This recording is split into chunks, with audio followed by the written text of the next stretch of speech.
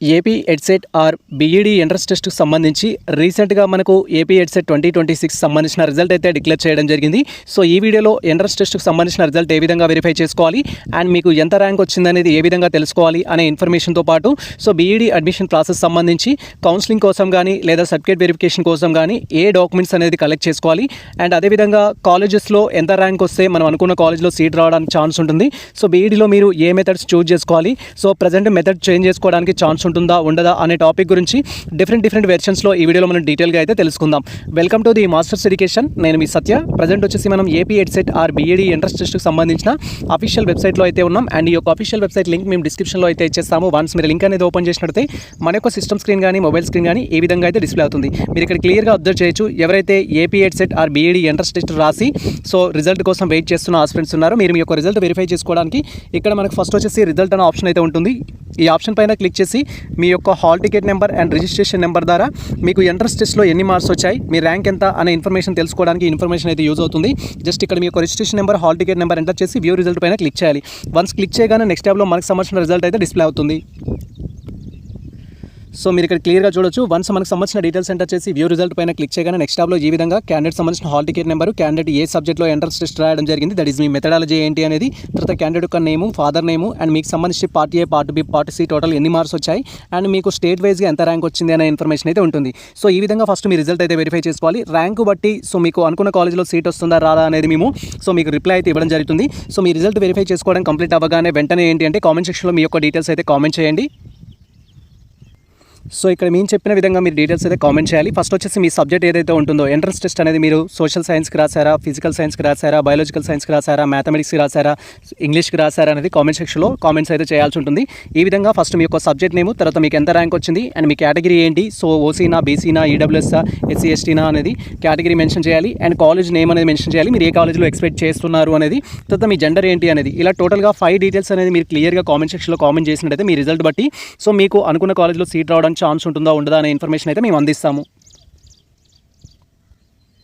And once మీకు సంబంధించిన result చూసుకోవడం వెరిఫై అయిపోయిన తర్వాత నెక్స్ట్ ర్యాంక్ కార్డ్ అయితే డౌన్లోడ్ చేసుకోవాల్సి ఉంటుంది. ర్యాంక్ కార్డ్ డౌన్లోడ్ చేసుకోవడానికి ఇక్కడ డౌన్లోడ్ ర్యాంక్ కార్డ్ అనే ఆప్షన్ ఉంటుంది. దీంట్లో మీ డీటెయిల్స్ అనేది కన్ఫర్మ్ చేసుకొని ర్యాంక్ కార్డ్ అయితే డౌన్లోడ్ చేయాలి. సో రిజల్ట్ చూసుకునే ప్రాసెస్లో కానీ ర్యాంక్ కార్డ్ చూసుకునే ప్రాసెస్లో కానీ మీకు సంబంధించిన రిజిస్ట్రేషన్ నెంబర్ మిస్ చేసుకున్నా, హాల్ టికెట్ నెంబర్ మిస్ చేసుకున్నా కూడా మీ యొక్క అప్లికేషన్ ఫామ్ ద్వారా వీటిని అయితే రికవరీ చేసుకోవచ్చు. డైరెక్ట్గా మీ యొక్క అప్లికేషన్ ఫామ్ని ఉపయోగించి రికవరీ అయితే చేసుకోండి. సో ఇక్కడ మీ registration number, hall ticket number, date of birth అనేది ఎంటర్ చేసిన తర్వాత వ్యూ ర్యాంక్ కార్డ్ పైన క్లిక్ చేస్తే నెక్స్ట్ ట్యాబ్లో మనకు ర్యాంక్ కార్డ్ అయితే డిస్ప్లే అవుతుంది. అండ్ వన్స్ మన డీటెయిల్స్ కన్ఫర్మ్ చేసుకొని వ్యూ ర్యాంక్ కార్డ్ పైన క్లిక్ చేయగానే నెక్స్ట్ ట్యాబ్లో ఈ విధంగా మనకు సంబంధించిన సో రిజల్ట్కి సంబంధించిన ఇన్ఫర్మేషన్ అయితే డిస్ప్లే అవుతుంది. ఇక్కడ మీరు క్లియర్గా అబ్జర్వ్ చేయొచ్చు. ఏపీ ఎడ్సెట్ 2026 ర్యాంక్ కార్డ్ అని ఉంటుంది అండ్ దీంట్లో వచ్చేసి మీకు సంబంధించిన మళ్ళీ ఇన్ఫర్మేషన్ అయితే ఉంటుంది. మీ థింగ్స్ వెరిఫై చేసుకోవాలి. మీ నేమ్లో మిస్టేక్ ఉన్నా, ఫాదర్ నేమ్లో మిస్టేక్స్ ఉన్నా, మదర్ నేమ్లో మిస్టేక్స్ ఉన్నా, డేట్ ఆఫ్ బర్త్లో మిస్టేక్స్ ఉన్నా మనం కౌన్సిలింగ్ అప్పుడు మెయిల్ చేసి కరెక్షన్ అయితే చేయించుకోవాల్సి ఉంటుంది. లేదా మీరు సెట్కి సంబంధించిన కన్వీనర్ ఆఫీస్కి వెళ్ళి కరెక్షన్ అయితే చేయించుకోవాలి. కరెక్షన్ చేయించుకోవడానికి ఆఫీస్ వచ్చేసి మనకి ఇక్కడ ఈ యూనివర్సిటీలో అయితే ఉంటుంది. యూనివర్సిటీకి వెళ్ళి కరెక్షన్ అయితే చేయించుకోవాల్సి ఉంటుంది. వన్స్ మనం స్క్రీన్ అనేది స్క్రోల్ చేసినట్టయితే మనకు సంబంధించి కంప్లీట్ ఇన్ఫర్మేషన్ కూడా డిస్ప్లే అవుతుంది. ఆల్రెడీ మనం రిజల్ట్లో వెరిఫై చేసుకున్న థింగ్స్ ఇక్కడైతే ఉంటాయి. సో మీరు ఇక్కడ క్లియర్గా అబ్జర్వ్ చేయొచ్చు. మీకు సంబంధించి part A, part B, part C, part D total marks సంబంధించి అండ్ మీకు వచ్చిన ర్యాంకుకి సంబంధించిన ఇన్ఫర్మేషన్ అయితే ఉంటుంది. ఈ థింగ్స్ అనేది ఒకసారి వెరిఫై చేసుకోవాలి. సో ఈ థింగ్స్ని బట్టి మీకు కాలేజ్లో సీట్ వస్తుందా రా అనేది మీరు రిప్లై ఇవ్వడానికి అయితే ఛాన్స్ ఉంటుంది. ఆల్రెడీ మేము స్టార్టింగ్లో చెప్పడం జరిగింది. కామెంట్ చేసేటప్పుడు వచ్చేసి ఏంటంటే ఫస్ట్ మీకు సంబంధించిన సబ్జెక్ట్ అనేది కామెంట్ చేయాలి. నెక్స్ట్ వచ్చేసి మీకు సంబంధించిన ర్యాంక్ అనేది కామెంట్ చేయాలి అండ్ తర్వాత మీకు సంబంధించిన కేటగిరీ అనేది కామెంట్ చేయాలి. తర్వాత మీరు ఏ కాలేజ్లో ఎక్స్పెక్ట్ చేస్తున్నారు, యూనివర్సిటీలో ఎక్స్పెక్ట్ చేస్తున్నారు అనేది కామెంట్ చేయాలి. అండ్ నెక్స్ట్ థింగ్ వచ్చేసి 5th వన్ మీ యొక్క జెండర్ అనేది కామెంట్ సెక్షన్లో కామెంట్ చేస్తే దాన్ని బట్టి మీకు అనుకున్న కాలేజ్లో సీట్ వస్తుందా రాదా అనేది రిప్లై అయితే ఇస్తాము. అండ్ నెక్స్ట్ వచ్చేసి మనకు సర్టిఫికేట్ వెరిఫికేషన్ అనేది కండక్ట్ చేస్తారు కాబట్టి సో ఎవరైతే క్వాలిఫైడ్ ఉన్న క్యాండిడేట్స్ ఉంటారో సో క్వాలిఫైడ్ కావడానికి ఆల్రెడీ మీ సర్టిఫికేట్లో ర్యాంక్ అనేది మెన్షన్ చేస్తే క్వాలిఫైడ్ అనేట్టుగా కన్సిడర్ చేయండి. లేదంటే మీకు 37 మార్క్స్ ఈక్వల్ కానీ అబోవ్ కానీ వచ్చినట్లయితే మీరు ఏపీ ఎడ్సెట్ రాసి క్వాలిఫైడ్ అయినట్టు కింద అయితే కన్సిడర్ చేయడం జరుగుతుంది. అలా క్వాలిఫైడ్ అయిన క్యాండిడేట్స్ ఎవరైతే ఉన్నారో సర్టిఫికేట్ వెరిఫికేషన్ కోసము రిక్వైర్డ్ సర్టిఫికేట్స్ అయితే రెడీ చేసుకోవాల్సి ఉంటుంది. ఈ యొక్క సర్టిఫికేట్ వెరిఫికేషన్ కోసం రిక్వైర్డ్ సర్టిఫికేట్స్ ఏంటి అని మీరు క్వైరీ చేసినట్లయితే దానికి సంబంధించి కూడా ఇక్కడ డీటెయిల్గా అయితే తెలుసుకుందాం. సో ఎవరైతే ఇప్పుడు ఎంట్రన్స్ టెస్ట్ రాసి క్వాలిఫైడ్ అయిన క్యాండిడేట్స్ ఉన్నారో నెక్స్ట్ మనకు సర్టిఫికేట్ వెరిఫికేషన్ కోసం డేట్స్ అయితే రిలీజ్ చేయడం జరుగుతుంది కౌన్సిలింగ్ కోసం.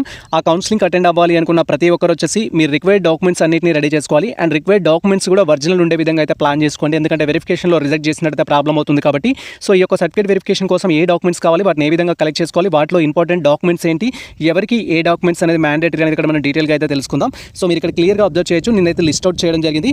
ఫస్ట్ కావాల్సింది ఏంటంటే క్వాలిఫైడ్ సర్టిఫికేట్స్ అయితే కావాలి. సో మనం ఇప్పుడు బీఈడీ బీఈడీ అప్లై చేస్తున్నాము లేదా బీఈడీలో అడ్మిషన్స్ తీసుకుంటున్నామంటే మనది డిగ్రీ అయితే కంప్లీట్ అవ్వి ఉండాలి. డిగ్రీ వరకు మీ దగ్గర ఏ సర్టిఫికేట్స్ అయితే ఉంటాయో ఎడ్యుకేషన్కి సంబంధించి ఆల్ సర్టిఫికేట్స్ అయితే ఒరిజినల్ వాళ్ళు చూడడం జరుగుతుంది. అంటే ఇక్కడ ఎస్ఎస్సి మెమో అనేది కావాలి, 10th క్లాస్ మెమో అని చెప్తాము. 10th క్లాస్ మెమో ఎందుకు కావాల్సి ఉంటుందంటే క్యాండిడేట్ యొక్క name, father name, mother name, date of birth, మీకు సంబంధించిన జెండర్, వాట్ ఎవర్ థింగ్స్ ఉంటాయో అవి ఎస్ఎస్సి మెమో ప్రకారం ఉన్నాయా లేదా అనేది వెరిఫై చేస్తారు. మీ యొక్క ర్యాంక్ కార్డ్ని అండ్ ఎస్ఎస్సి డీటెయిల్స్ని కంపేర్ చేసి సో మీకు వెరిఫై చేయడం జరుగుతుంది. ఇఫ్ మిస్టేక్స్ ఉన్నట్టయితే వాళ్ళు కరెక్షన్ అయితే చేయడం జరుగుతుంది. ఎడిట్ ఆప్షన్ ఇస్తారు, లేదా మనం డైరెక్ట్గా యూనివర్సిటీకి వెళ్ళి కరెక్షన్ చేయించుకోవాలి అప్లికేషన్లో మిస్టేక్స్ ఉంటాయి. సో ఇది ఎస్ఎస్సి మెమో అనేది కావాల్సి ఉంటుంది వెరిఫికేషన్ కోసం. తర్వాత ఇంటర్మీడియట్ మెమో కావాల్సి ఉంటుంది, డిగ్రీ మెమో అనేది కావాల్సి ఉంటుంది. సో డిగ్రీలో మీరు బీఏనా, బీఎస్సీనా, బీకామా, బీటెక్, అదర్ ప్రొఫెషనల్ కోర్సెస్ ఏది కంప్లీట్ చేసినా కూడా సో మీకు సంబంధించిన ఈ యొక్క డిగ్రీకి సంబంధించిన సర్టిఫికేట్స్ అయితే కావాల్సి ఉంటుంది. ఈ 3 డాక్యుమెంట్స్ అయితే మ్యాండేటరీ. రీసెంట్గా డిగ్రీ ఫైనల్ ఇయర్ ఎగ్జామ్ రాసాము, ఇంకా మాది రిజల్ట్ రాలేదు, లేదా మా దగ్గర లాంగ్ మెమో లేదు, మా పరిస్థితి ఏంటి ఇస్తారంటే సో రిజల్ట్ కోసం అయితే వెయిట్ చేయాల్సి ఉంటుంది. రిజల్ట్ వచ్చి మీ దగ్గర కనీసం రిజల్ట్ ప్రింట్ ఉన్నా కూడా యాక్సెప్ట్ చేస్తారు. బట్ రిజల్ట్ రాని స్టూడెంట్స్ ఎవరైతే ఉంటారో ఖచ్చితంగా మీరు రిజల్ట్ కోసం అయితే వెయిట్ చేయాల్సి ఉంటుంది. ఈవెన్ మేము డిస్టెన్స్ ఎడ్యుకేషన్లో ఉన్నాం సార్, మాది రీసెంట్గానే ఎగ్జామ్ అయిపోయింది, ఇంకా 2 months 3 months తర్వాత రిజల్ట్ వస్తుంది అంటే అలాంటి స్టూడెంట్స్ కూడా రిజల్ట్ వచ్చి కంప్లీట్ అయ్యి మీరు డిగ్రీ పాస్ అయినట్టు ఉంటేనే వాళ్ళు యాక్సెప్ట్ చేయడం జరుగుతుంది. కాబట్టి ఇక్కడ అప్ టు ఈ ఏవైతే ఉన్నాయో SSC memo, inter memo, degree memo based on మీ యొక్క ఎడ్యుకేషన్ క్వాలిఫికేషన్స్ బట్టి ఈ డాక్యుమెంట్స్ అయితే ఉండాల్సి ఉంటుంది. ఇఫ్ ఒకవేళ మీరు పీజీ కూడా చేశారనుకుంటే పీజీ సర్టిఫికేట్స్ కూడా ఉండాలి. పీజీ సర్టిఫికేట్ ఎవరికి యూస్ఫుల్గా ఉంటుందంటే ఫర్ ఎగ్జాంపుల్ నేను ఇంగ్లీష్కి అప్లై చేశాను అనుకుందాం, నాకు ఇంగ్లీష్ డిగ్రీ ఎలిజిబిలిటీ లేదు, పీజీ ద్వారా అప్లై చేశామనుకుందాం, అప్పుడు పీజీకి సంబంధించిన ఇంగ్లీష్ మెమో ఏదైతే ఉంటుందో ఎంఏ ఇంగ్లీష్ అనేది కావాల్సి ఉంటుంది. లేదా మీ సబ్జెక్ట్ ఏదైనా సరే పీజీ కంప్లీట్ చేస్తుంటే పీజీ మెమోస్ అయితే రెడీ పెట్టుకోవాలి. ఇవన్నిటిని మనం స్కాన్ చేసి ఆన్లైన్లో అప్లోడ్ చేయాల్సి ఉంటుంది. మనం అప్లోడ్ చేసిన పిక్చర్స్ని బట్టి మనము బీఈడీకి ఎలిజిబుల్ కాదా అనేది వాళ్ళు వెరిఫికేషన్ చేసి చెప్పడం జరుగుతుంది. అండ్ ఆఫ్టర్ దట్ మనం వెబ్ ఆప్షన్స్ పెట్టుకోవాల్సి ఉంటుంది. కాబట్టి ఆల్ డాక్యుమెంట్స్ అయితే మ్యాండేటరీ. తర్వాత సో మనకు సంబంధించి అదర్ సర్టిఫికేట్స్ అనేది అందరికీ అప్లికేబుల్ కాదు, బేస్డ్ ఆన్ నీడ్స్ బట్టి అప్లికేబుల్. ఏవైతే ఉన్నాయో 1 to 3 అనేది అందరికీ మ్యాండేటరీ, 1 to 3 అందరికీ ఉండాల్సిందే. బట్ అదర్ డాక్యుమెంట్స్ అనేది బేస్డ్ ఆన్ మీ యొక్క అప్లికేబిలిటీని బట్టి కొంతమందికి కొన్ని అప్లికేబుల్ అవుతాయి, కొందరికి కొన్ని అప్లికేబుల్ కావు. సో ఇక్కడ క్యాస్ట్ సర్టిఫికేట్ తీసుకున్నట్టయితే మనకు ఫస్ట్ ఈడబ్ల్యూఎస్ కేటగిరీ ఉంటుంది, తర్వాత బీసీ కేటగిరీ అనేది ఉంటుంది, ఎస్సీ ఎస్టీ అనేది ఉంటుంది. ఇవి కేటగిరీ సర్టిఫికేట్స్. ఈ కేటగిరీలలో మీకు ఏ కేటగిరీ ఉన్నా కూడా రిలవెంట్ క్యాస్ట్ సర్టిఫికేట్ ఉంటేనే మీకు సంబంధించిన వెరిఫికేషన్ అనేది కంప్లీట్ అవ్వడంతో పాటు మీ కేటగిరీలో సీట్ అయితే అలాట్ చేయడం జరుగుతుంది. సో మీరు ఆన్లైన్ అప్లికేషన్ చేసేటప్పుడు మీరు ఎస్సీ పెట్టి అప్లై చేశారు, సో ఇప్పుడు ఎస్సీ క్యాస్ట్ మీ దగ్గర ఉండే విధంగా ప్లాన్ చేసుకోండి, అప్పుడు మీకు బెనిఫిట్ అనేది ఉంటుంది. తర్వాత ఇన్కమ్ సర్టిఫికేట్ అయితే కావాలి. ఇన్కమ్ సర్టిఫికేట్ అనేది సో అందరికీ కాదు, బేస్డ్ ఆన్ ఎలిజిబిలిటీ బట్టి. క్యాస్ట్ కూడా అందరికీ కాదు. ఫర్ ఎగ్జాంపుల్ ఓసీ స్టూడెంట్స్ ఉన్నారు, ఓసీ స్టూడెంట్స్కి క్యాస్ట్ సర్టిఫికేట్ అవసరం లేదు అలా. సో ఇక్కడ బేస్డ్ ఆన్ ఎలిజిబిలిటీని బట్టి ఇన్కమ్ సర్టిఫికేట్ మీరు ఎలిజిబుల్ ఉంటే ఇన్కమ్ తీసుకోండి. బట్ ఇన్కమ్ వచ్చేసి ఖచ్చితంగా మనకు 2026 సంబంధించిందే ఉండాలి. That to be 1st April తర్వాత తీసుకున్నది. సో మీరు 2026లోనే తీసుకున్నారు, జనవరిలో తీసుకున్నారు, ఫిబ్రవరిలో తీసుకున్నారు, మార్చిలో తీసుకున్నారు అంటే కొత్త తీసుకోవడానికి ప్రయత్నించండి. స్కాలర్షిప్ అప్లికేషన్ చేసేటప్పుడు ప్రాబ్లం ఫేస్ చేయాల్సి వచ్చింది.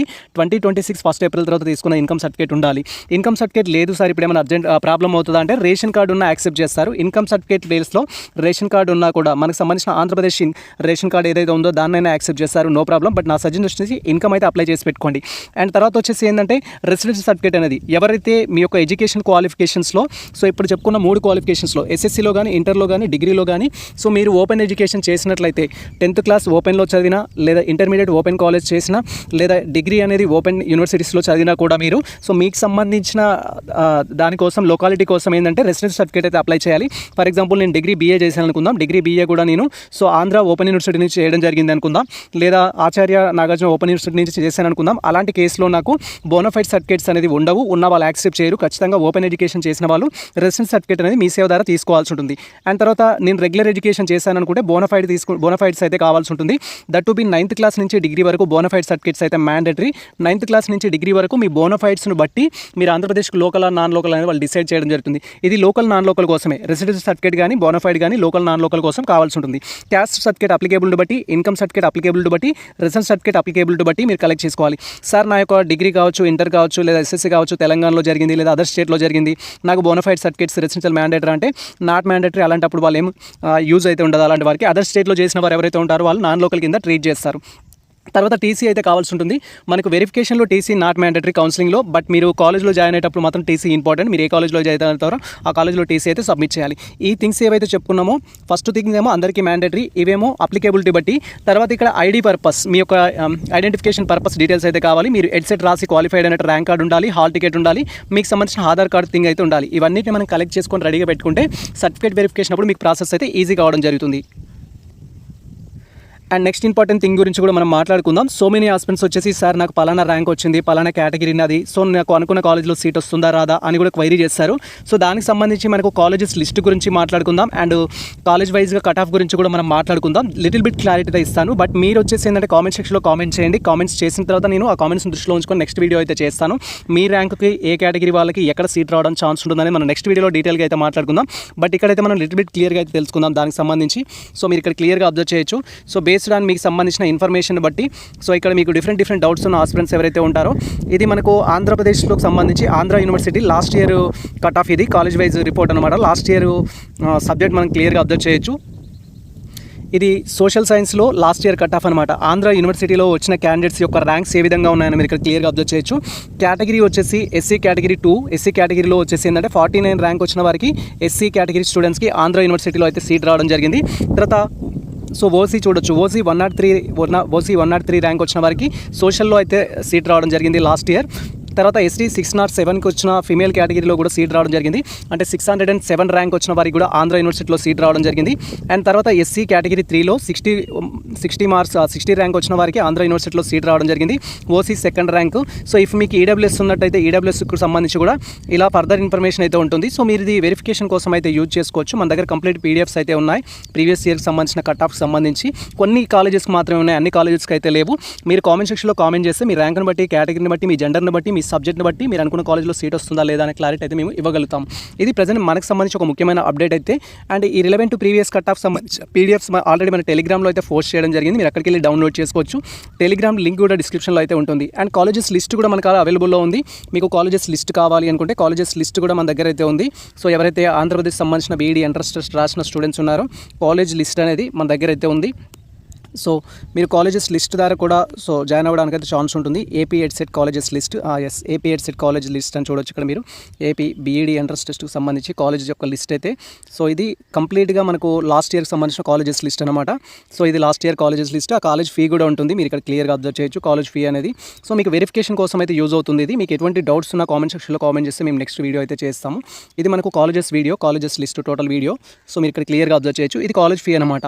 సో ఇక్కడ ఏముంది మనకు ఆజాద్ కాలేజ్ ఆఫ్ ఎడ్యుకేషన్ అనేది ఉంది, అమరావతి గుంటూరు డిస్ట్రిక్ట్ సంబంధించి. టోటల్ కాలేజ్లో ఎన్ని సీట్స్ ఉంటాయి అనేది కూడా మీకు ఇంపార్టెంట్. సో మీకు ప్రతి బీఈడీ కాలేజ్లో వచ్చేసి 100 సీట్స్ ఉంటాయి. 100 సీట్స్ అనేది మీకు సంబంధించింది కాదు. దాంట్లో మనకు 5 మెథడాలజీస్ అయితే ఉన్నాయి. ఇంగ్లీష్ అనేది ఫస్ట్ మెథడాలజీ, బయో సైన్స్ అనేది ఉంది, తర్వాత ఫిజికల్ సైన్స్ ఉంది, మ్యాథమెటిక్స్ ఉంది, సోషల్ సైన్స్ ఉంది. ఈచ్ మెథడ్కి ఒక 20 సీట్స్ అనుకుందాం. ఈచ్ ఇంగ్లీష్కి 20 ఉండవు, తక్కువ ఉంటాయి. సో తర్వాత ఈచ్ మెథడ్కి ఒక 20 అనుకుందాం. ఇలా 20 ఉంటాయి. 20లో కూడా అన్ని మీకు కాదు, మళ్ళీ కేటగిరీస్ అయినా ఉన్నాయి. సో బీసీఏలో ఉంది, బీసీబీ ఉంది, బీసీసీ ఉంది, బీసీడీ ఉంది, బీసీఈ ఉంది. ఇలా డిఫరెంట్ కేటగిరీస్ ఉంటాయి. అన్ని సీట్స్ అనేవి మనవి కావు. సో సింపుల్గా చెప్పాలంటే 100 సీట్స్లో మీకోసం ఏంటంటే 1 లేదా 2 సీట్స్ మాత్రమే అందుబాటులో ఉంటాయి మీ కేటగిరీ, మీ జెండర్కి సంబంధించి. కాబట్టి సో వెబ్ ఆప్షన్స్ పెట్టుకున్నప్పుడు చాలా కేర్ఫుల్గా పెట్టుకోవాలి. ర్యాంక్ అనేది బెటర్గా ఉన్నప్పటికీ కూడా మనం అనుకున్న కాలేజీలో సీట్ రావన్నమాట.